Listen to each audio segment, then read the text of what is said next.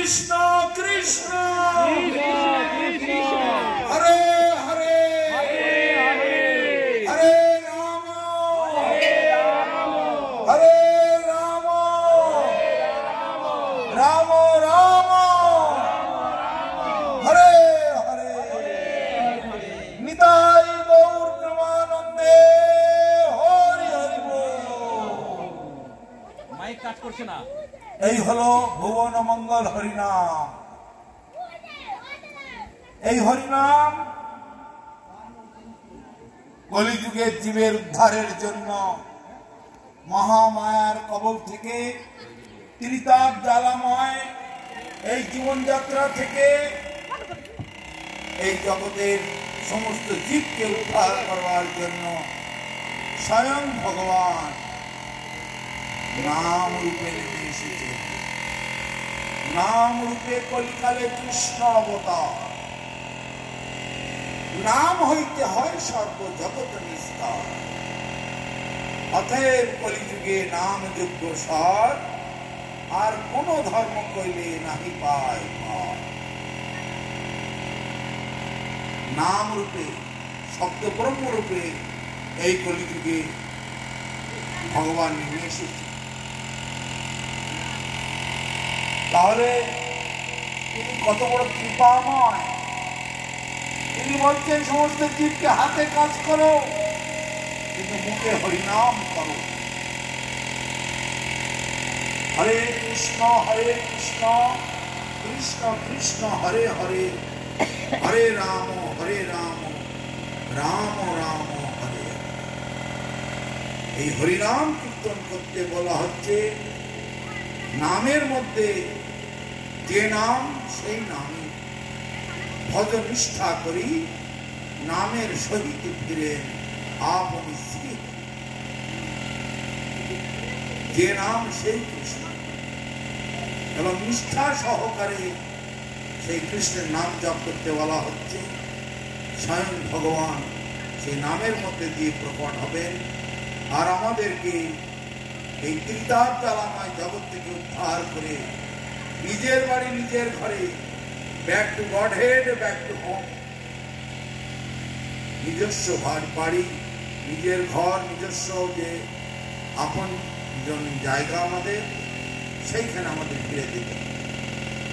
এখানে আমাদের কারো জায়গা নয়। ওইখানে দাঁড়িয়ে আছো, বোকা কেন তুমি? ওই ফটফট করছে, ওইটাই সত্যটা হচ্ছে। কত বলতে লাগে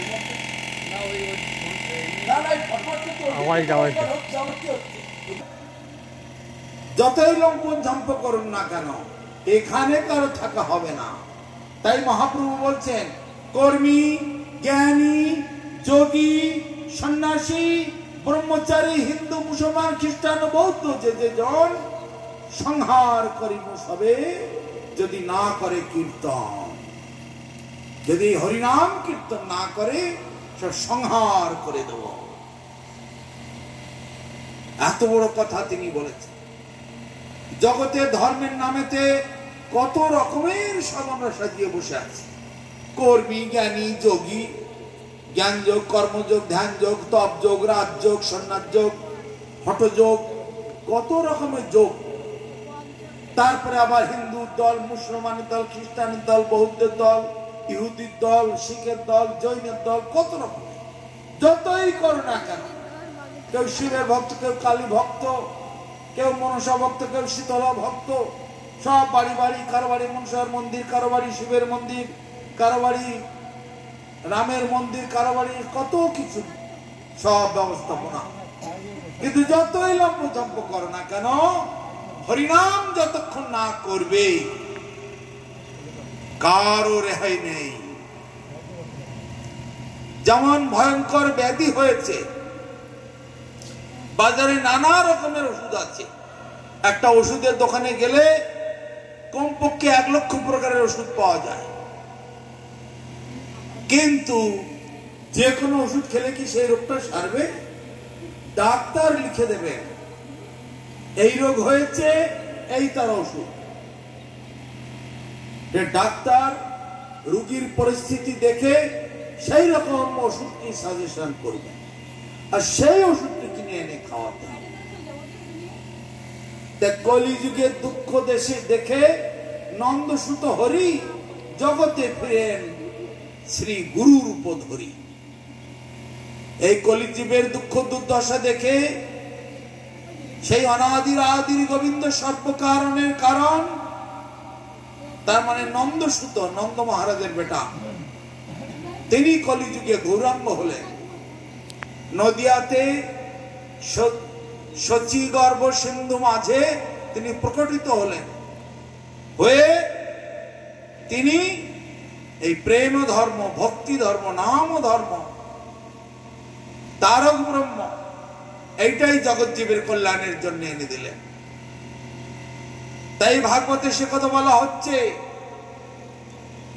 কৃষ্ণ বর্ণং তিসা কৃষ্ণং সাঙ্গ পাঙ্গাস্ত্র পার্ষদম যজ্ঞই সংকীর্তন প্রায়ের যজন্তি সুমেধস। সেই কৃষ্ণ এই কলিযুগে সাঙ্গ পাঙ্গ অঙ্গ উপাঙ্গ নাম ধাম রূপ গুণ লীলা পরিকর বৈশিষ্ট্য সব কিছু নিয়ে, এমনকি সমগ্র বৃন্দাবনটাকে নিয়ে অবতীর্ণ হয়েছেন নদিয়াতে, নবদ্বীপে। চিন্তা করুন, একটা লতা গুল্ম ধুলিকণা কিচ্ছু বাদ দেননি। সেই বৃন্দাবনে যা যা রয়েছে, সেই যমুনা এখানে সে গঙ্গার সঙ্গে মিলিত হয়েছে, গঙ্গার পশ্চিম তীরকে যমুনা বলা হয়। সেই গিরি গোবর্ধন এখানে এসে কলদ্বীপ হয়েছে। সেই রাধাকুণ্ড শ্যামকুণ্ড এখানে এসে গোবিন্দকুণ্ড হয়েছে। রাধাকুণ্ড শ্যামকুণ্ড সবই হয়েছে। সমগ্র দ্বাদশ কানন, উপবন, মহাবন, গোকুল, বৃন্দাবন, নন্দগ্রাম, সমস্ত কিছু, সমস্ত ব্রজধামটা নিয়ে এসে নবদ্বীপে প্রকটিত হয়েছে। এবং এই জীবের উদ্ধারের জন্য সত্য, ত্রেতা, দাপর, সেই সব যুগেতে যেমন কঠোর ছিলেন ভগবান, সেইগুলো সব পরিত্যাগ করেছে।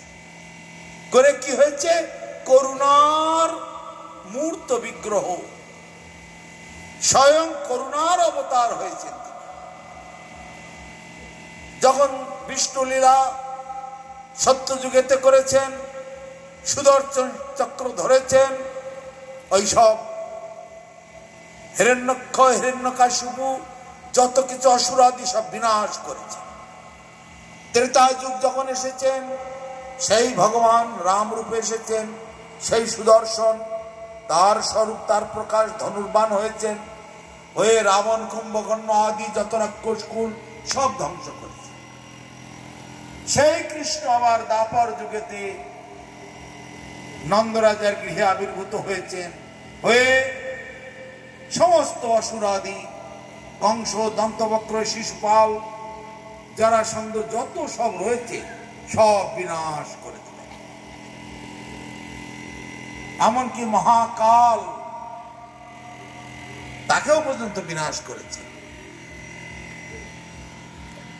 তারপরে সেই কৃষ্ণ এখন কলিযুগে অবতীর্ণ হয়েছে, কিন্তু কাউকে প্রাণে মারলেন না, একটা চরথাপড়া পর্যন্ত কাউকে মারেননি।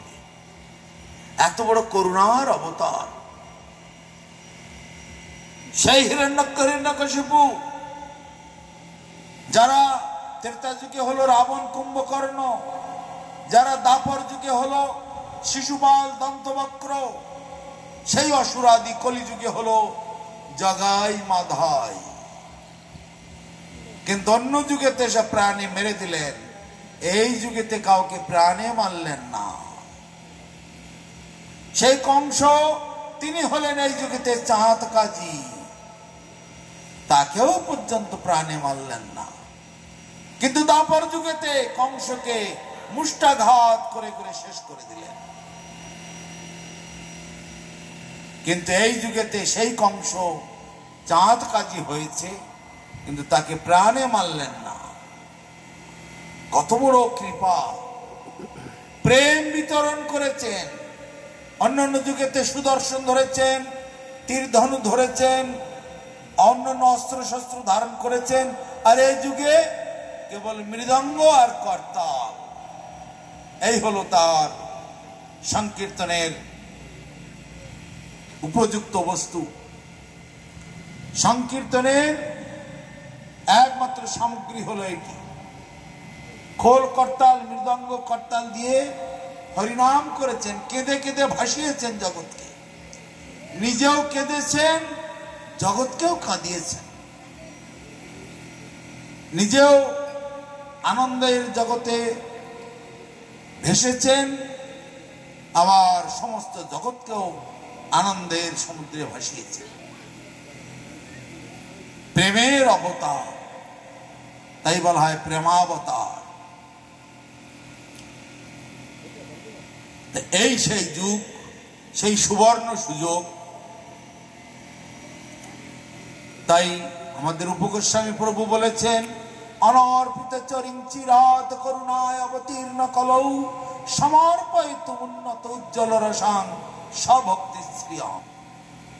হরি পুরট সুন্দর স্তমত শচীনন্দন।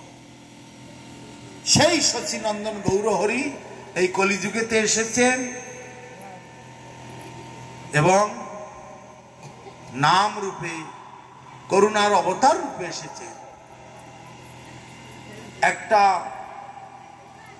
কাউকে প্রাণে মারলেন না, কৃষ্ণ প্রেম দান করলেন। একমাত্র কলিযুগের শ্রেষ্ঠ বস্তু নাম রূপে তিনি অবতীর্ণ হয়েছেন।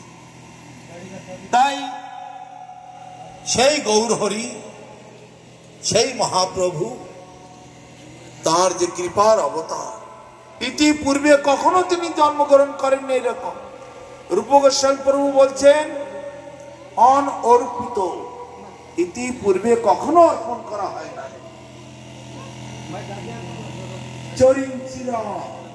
চিরকালে, কোনো কালে, কোনো কল্পে এরকম অবতার তিনি গ্রহণ করেন। অনর্পিত চরিঞ্চিরাত করুণায় অবতীর্ণ কলৌ সমর্পয়িত উন্নত উজ্জ্বল রসাং সভক্তি শ্রিয়াম।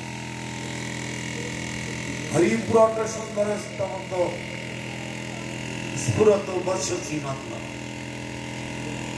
তাহলে এত বড় সৌভাগ্য, এত বড় সুযোগ ইতিপূর্বে আর কখনো আসেনি, এই প্রথম। তাই একমাত্র মহা সৌভাগ্যবান, মহাপুণ্যবান, মহাসুকৃতিবান ব্যক্তি যারা, তাদের জিহ্বায় হরিনাম উচ্চারিত হয়। বৃহৎ ভাগবতামৃত বলছে, যে জন্ম সাথেই পূর্বাঙ্গ বাসুদেব সমর্চিত তন্মুখে হরিনামানি সদা কৃষ্ণকে ভার। আমার কি দল লাগে না? জানেন, যারা পূর্ব জন্মে ভগবান বাসুদেব অর্থাৎ কৃষ্ণের নাম কীর্তন করেছেন, কৃষ্ণের ভজন পূজক সেবা করেছেন, তার মুখে হরিনাম উচ্চারিত হয়, অন্যের মুখে হয় না। পূর্বজন্মের স্বভাব, সে অনুপাতে হরিনাম উচ্চারিত হয়। তাহলে জগতে এত হরিনামের প্রচার চলছে, সবাই হরিনাম করতে পারছে না। কেন? পূর্বজন্মের স্বীকৃতি নাই, পূর্বজন্মের সে অভ্যাস তার মধ্যে নাই। এটাই দৈব। বৃথা সময় নষ্ট করছে, তাস খেলছে, নাতিপুতি নিয়ে খেলছে, টিভি দেখছে, আজে বাজে গল্প করছে, পরনিন্দা পরচর্চায় সময় কাটাচ্ছে, কিন্তু হরিনাম করছে না। সব জানে, তারা সব বোঝে, তবু হরিনাম করছে না। কেন? যেহেতু পূর্বজন্মের অভ্যাস নাই।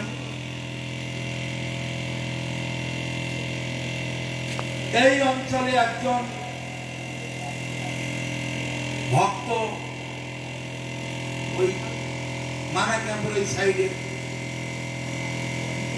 তার ছেলে বলছে, মা এত ঠাকুর ভক্ত, মা এত ভগবানকে নিয়ে থাকে, আর মায়ের স্ট্রোক কেন হয়ে গেল, কথা বন্ধ হয়ে গেল কেন? প্রশ্ন করছে। মা এত ঠাকুর ভক্ত, মা এত ভগবানের নাম করে, ভগবানের ভক্তি করে, তা সেই মায়ের স্ট্রোক হয়ে গেল, মুখটা বেঁকে গেল, আর কথা বলতেও পারছে না কেন? আমি বলি, আমি তোমাদের বাড়িতে, তোমাদের গ্রামে আজ 20 বছর ধরে আসা যাওয়া করছি, কিন্তু আমি তো কোনোদিন দেখলাম না তোমার মায়ের মুখে একটু হরিনাম করতে, তোমার মায়ের গলায় একটা তুলসীর মালাও দেখলাম না, একটু কপালে তিলকও দেখলাম না, একটু একাদশী করতেও দেখলাম না, না তুলসী গাছে একটু জল দিতেও দেখলাম না, না তুলসী গাছে একটা প্রদীপ কি একটা ধূপ কোনোদিন দিতে দেখলাম না। আর এত ভক্তি করে, অত ভক্তি করে, তা আমি তো 20 বছর ধরে একদিনও দেখলাম না। তো এরকম লম্বা লম্বা লেকচার মারলে হবে? ভগবানের যথাযুক্ত, ভগবানকে, জীবকে, জীব নিত্য কৃষ্ণ দাস, ভগবান হচ্ছে অনন্ত কোটি ব্রহ্মাণ্ডের মালিক, আর জীব হচ্ছে তার দাস। তাই জীব নিত্য কৃষ্ণ দাস তা ভুলে গেল, এই দোষে মায়া তার গলায় বাঁধিল। জীব হচ্ছে নিত্য কৃষ্ণ দাস, সেই দাসত্ব তারা ভুলে গেছে, গিয়ে মায়ার গোলামি করছে। এই যে আপনারা সংসার করছেন, কিসের সংসার এটা? ত্রিতাপ জ্বালাময়, দুঃখ কষ্ট জ্বালা যন্ত্রণা লাঞ্ছনা গঞ্জনা, এই তো আপনাদের সংসার। কেউ কি সুখে আছে? এই পৃথিবীতে কোটি কোটি মানুষ, কয়েক কোটি সংসার, কেউ কি বুকে হাত দিয়ে বলতে পারবে আমি সুখে আছি? কারো বলবার ক্ষমতা নেই, একটা লোকও বলতে পারবে না। তাহলে কিসের আশায় ছুটি করছে লোক? একটা লোকের যদি বলবার ক্ষমতা না থাকে যে আমি সুখে আছি, এইটুকু বলার ক্ষমতা কারো নেই, তাহলে কিসের সুখ এটা? কিসের সংসার? তাই বলছে বৈষ্ণব কবি, সংসার সংসার করে মিশে গেল কাল, কিন্তু লাভ হলো না, কেবল ঘটিল জঞ্জাল। এই কি সংসার? কৃষ্ণের সংসার করো ছাড়ি অনাচার, জীবে দয়া নামে রুচি, সর্বধর্ম সার। কৃষ্ণের সংসার করতে বলছে। কৃষ্ণের সংসার কেন? এখানে দুই রকমের সংসার, একটা মায়ার সংসার, আমি মালিক, আমি কর্তা, আমি ভোগী, আমি কষ্ট করে করেছি, আমার ছেলে মেয়ে, আমার আত্মীয় স্বজন বন্ধু বান্ধব, আমি এদের নিয়ে থাকি। তাহলে আত্মকেন্দ্রিক একটা সংসার, আর একটা সংসার হচ্ছে কি ভগবানের সংসার। এই ভগবানের সংসার এটাই করতে হবে।